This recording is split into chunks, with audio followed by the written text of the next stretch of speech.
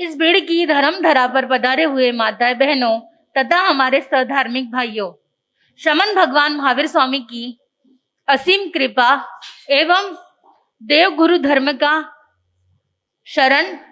आज हमारे यहाँ पे तप महोत्सव मनाया जा रहा है। इस तप महोत्सव में हमारे यहाँ पर भीड़ में काफी बाहर गांव से मेहमान आए हुए हैं। और वे सभी मेहमान क्यों आए हैं? तप का अभिनंदन करने, तप का महोत्सव मनाने और तपस्वी की भूरी भूरी अनुमोदना के लिए। तो सर्वप्रथम हम परमात्मा को याद करते हैं।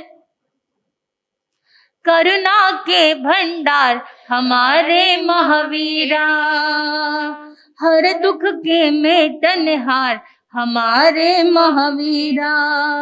शरण जो आता है, भजन जो गाता है, शरण जो आता है, भजन जो गाता है, उन पुण्यवान के तो भाग्य जग जाते हैं। दर्शन दो एक बार हमारे महावीरा, दर्शन दो एक बार हमारे महावीरा। महावीर प्रभु का सुयश चारों ओर है, दयालु के हाथ में मुक्ति का छोर है। चंदनापुर के चंदा का मन ये चकोर है, मैना सुंदरी और अंजना चोर है। व्यथा जो सुनाते हैं, व्यथा जो सुनाते हैं, मन से बुलाते हैं, उन पुण्यवान के तो भाग्य जग जाते हैं। दर्शन दो एक बार हमारे महावीरा, दर्शन दो एक बार हमारे महावीरा। महावीर कहने से वीर बन जाओगे, सिंह चिन्ह देख शक्ति सिंह जैसी पाओगे। अहिंसा के राहों के राही बन जाओगे, भव सागर में थपेड़ नहीं खाओगे। ध्यान लगाते हैं, ध्यान लगाते हैं, माला जो फिराते हैं, ध्यान लगाते हैं, माला जो फिराते हैं, उन पुण्यवान के तो भाग्य जग जाते हैं। दर्शन दो एक बार हमारे महावीरा, दर्शन दो एक बार हमारे महावीरा। जन्म का नाता कुंडलपुर गांव से है, मोक्ष सिधारे प्रभु पावापुरी धाम से। पावापुरी धाम बना उनके ही नाम से, कोई कन खाली नहीं भक्तों के प्रणाम से। शीश नमाते हैं, हो शीश नमाते हैं, दीप जलाते हैं, शीश नमाते हैं, दीप जलाते हैं, उन पुण्यवान के तो भाग्य जग जाते हैं। दर्शन दो एक बार हमारे महावीरा, दर्शन दो एक बार हमारे महावीरा। दर्शन की है प्यास हमारे महावीरा, दर्शन की है प्यास हमारे महावीरा।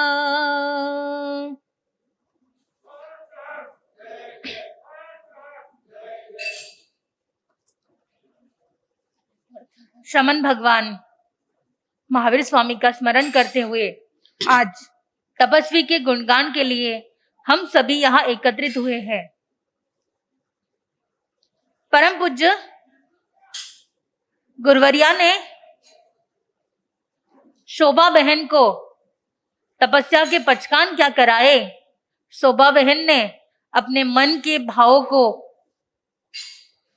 दृढ़ बनाकर तपस्या में क्या हो गए, आगे बढ़ते गए, आगे बढ़ते गए, आगे बढ़ते गए।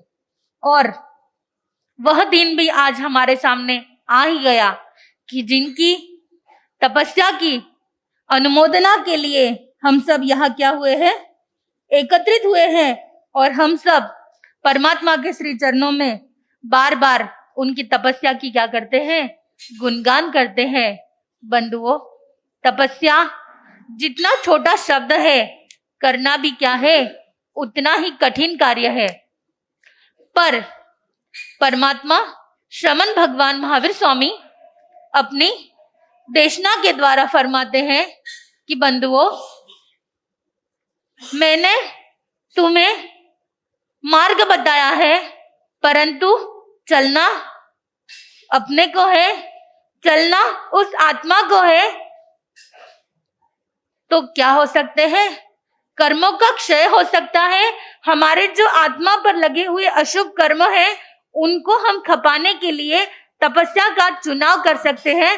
परंतु परमात्मा कहते हैं कि मार्ग बताना मेरा कार्य है, परंतु चलना किसका काम है?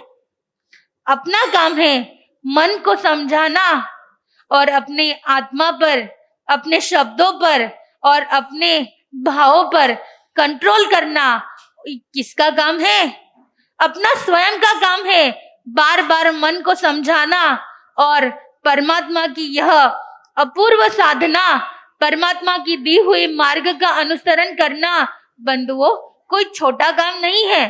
तपस्या करना अर्थात परमात्मा के मार्ग का अनुसरण करना। आज हम शोभा बहन की काया को देखकर काफी कुछ आधुनिक बंधुओं को क्या हो जाएगा? उनकी काया को देखकर आश्चर्य होगा कि ओहो, बढ़ती उम्र में इतनी तपस्या बरी नहीं, बढ़ती उम्र में इतनी तपस्या बरी नहीं। एकासना करो, अभ्यासना करो, नवकार्सी करो, तब तक तो ठीक है, परंतु मांस खमन की तपस्या, ओहो, घणो कठिन काम है भाई। इतो तुम्हारा हुनर सुद्धा नहीं। परंतु परमात्मा की वाणी में शंका, परमात्मा की वाणी में निंदा, परमात्मा की वाणी में आश्चर्य, यह क्या नहीं है? अच्छा नहीं है।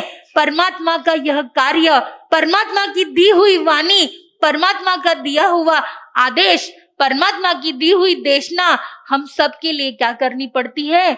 हमें करनी नहीं, हमें करना ही चाहिए। परमात्मा की दिए हुई आज्ञा का पालन करना अर्थात सम्यकत्व को क्या बनाना है? दृढ़ बनाना है। सम्यकत्व में मजबूती लाना है। परमात्मा कहते हैं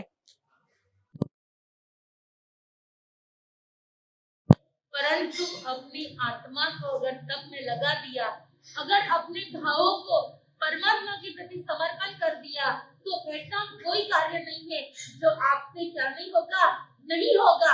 यहाँ पर देखो, छोटे छोटे महाराज साहब है, गुरनी जी को देखो, 9 साल की उम्र में क्या लिखी?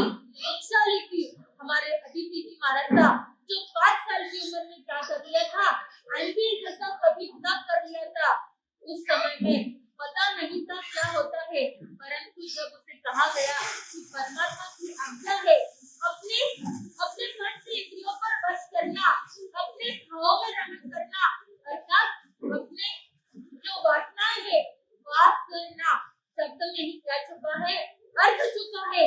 वास करना मतलब जिसमें वास नहीं करना चाहिए, ऐसे वासना का अर्थ है वासना।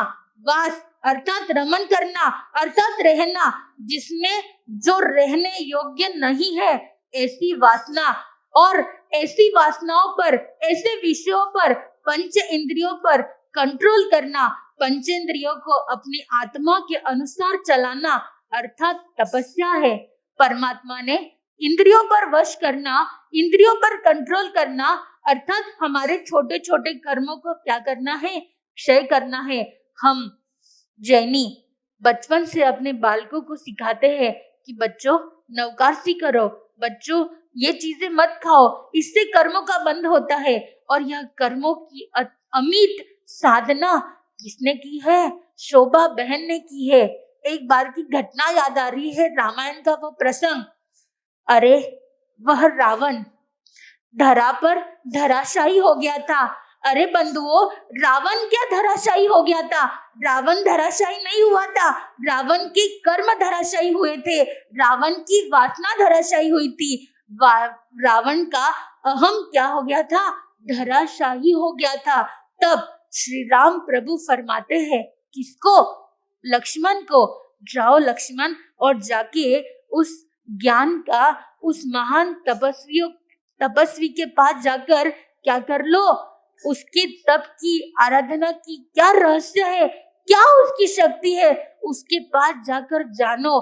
उसके पास जाके उसका जो भी कुछ श्वासोश्वास थोड़ा सा बचा है उसके पास जाकर क्या कर लो, वह ज्ञान आराधना तुम ले लो, तुम अपना लो, तुम ग्रहण कर लो। तब वह लक्ष्मण जाता है और अपने दोनों हाथ जोड़कर रावण से पूछता है कि हे महान तपस्वी, क्या ऐसा कार्य तुमने किया था, क्या ऐसा काम था, या जो तुम इतने बड़े तपस्वी थे परंतु आज तुम्हारी मन की वासना, तुम्हारा क्रोध, तुम्हारा अहंकार धराशायी हो गया है, इसका क्या कारण है? तब रावण कहता है कि हे लक्ष्मण, मैंने अपने इंद्रियों पर क्या नहीं किया था, कंट्रोल नहीं किया था। बंधुओं, आपको याद है एक हिरन अपने कानों पर कंट्रोल नहीं करता है, वासना में वशीभूत हो जाता है और अच्छे अच्छे गाने की आवाज सुनकर उस दिशा में दौड़ता है। तो बंधुओं, पता है क्या होता है? उस नन्हे से हिरन को, उस कोमल काया के हिरन को, जो दिखने में इतना सुंदर और इतना प्यारा होता है, केवल मात्र एक इंद्रिय का विषय वासना के कारण उसे क्या कटानी पड़ती है? अपनी गर्दन कटानी पड़ती है। मात्र एक विषय वासना के कारण अपने प्राणों को क्या कर देना पड़ता है? खो देना पड़ता है। आपको याद है ऐसे बड़े बड़े लाइट जब कहीं चलते हैं, या आपने देखा होगा कि जो पतंगा लाइट को देखकर या दिए को देखकर अपनी आंखों पर क्या नहीं कर सकता है, कंट्रोल नहीं करता है, और उस लाइट के पास जाता है या उस दिए के पास जाता है और अपना अस्तित्व क्या कर देता है? खत्म कर देता है। बंधुओं, एक इंद्रिय की वासना क्या हो जाती है? अपने आप को स्वाहा करने जैसी हो जाती है। परंतु श्रमण भगवान महावीर स्वामी फरमाते हैं कि अगर हमने इस वासनाओं को, अगर हमने अपने इंद्रियों पर छोटे छोटी बातों से अगर कंट्रोल किया, तो हम आत्मा पर क्या पा सकते हैं? विजय पा सकते हैं। हम अपनी आत्मा को धन्य बना सकते हैं। आज उस शोभा बहन को जब आप देखोगे, तब अपनी आंखें बंद कर उस परमात्मा को याद करना और विचार करना कि हे परमात्मा, ये तेरी अनुपम अमित जो साधना है वो मेरे जीवन में भी आए। मैं भी अपने जीवन में महान तप करूं। महान तप कौन सा? एकासना ब्यासना नहीं, 28 टेला और 6 उपास नहीं, 11-12 नहीं, मैं पूरा मास खमन की तपस्या, वह बड़ा जो लड्डू है वह परमात्मा की साधना है, मैं भी अंगीकार करूं। मेरे जीवन में भी वह तप आए और सभी जो बीड़वासी है मेरे भी गुणगान के लिए इतनी सारी क्या करे? तैयारियां करे। मेरा भी महाराज साहब बहुमान करे। महाराज साहब के मुखारविंद से जैसे फूलों के हार किसी प्रतिमा को चढ़ते हैं और प्रतिमा कैसी लगती है? सुंदर लगती है। हे परमात्मा, मेरे जीवन में भी मास गमन की तपस्या आ जाए और मेरे लिए भी ऐसे बड़े बड़े क्या लग जाए? सिंहासन लग जाए और परमात्मा की वह अमित साधना मेरे जीवन में भी आए। पर बंधुओं, उसके लिए इतना आसान नहीं है, इतना आसान नहीं है जैसा हमें लगता है कि मैं उठकर क्या कर दूं, यहाँ पर बैठ जाओ। यहाँ पर बैठना इतना आसान नहीं है। संयम जीवन ग्रहण करना आसान नहीं है। यह परमात्मा की आज्ञा है, परंतु हम भी कर सकते हैं। छोटी छोटे इंद्रियों पर वश कर छोटी छोटी बातों को नियमों के अनुसार ग्रहण कर हम भी बड़ा व्रत क्या कर सकते हैं? ग्रहण कर सकते हैं। जब भी शोभा बहन को देखती हूँ, उनका हंसता मुस्कुराता चेहरा देखती हूँ, तो लगता है कि क्या परमात्मा की साधना को ग्रहण किया है, क्या अमिट मुस्कान उनके चेहरे पर है। जब भी उन्हें देखती हूँ, आ ऊ करते हुए नजर नहीं आते हैं, हमेशा हंसते रहते हैं, हमेशा मुस्कुराते हैं। बंधुओं, परमात्मा की साधना, परमात्मा के आदेश को ग्रहण करना, अपितु अपने चेहरे पर सल लाके नहीं, अपने आप को ऐसा लगना चाहिए कि मुझे बहुत तकलीफ हो रही है, ऐसा नहीं, हंसते मुस्कुराते हुए परमात्मा की साधना ग्रहण करना, यह भी क्या है, बहुत बड़ा कार्य है, बहुत बहुत अनुमोदना वाला कार्य है। आज हम सब मिलकर शोभा बहन को क्या करेंगे, धन्यवाद देंगे और उनके जैसे अनुपम या उनके जैसे एकदम आदर्श, उनके जैसे महान तप को हम सब भी ग्रहण करेंगे। और आज जब जैन भवन से आपकी रवानगी हो, आज आप जब यहाँ से रवाना हो, तो बंधुओं पूरी सभा अपने मन से, अपने वचन से, अपनी काया से परमात्मा को याद करते हुए छोटा मोटा पचकान क्या लेंगे, जरूर लेंगे। यादगार बना देंगे इस पल को, यादगार बना देंगे इस पल को।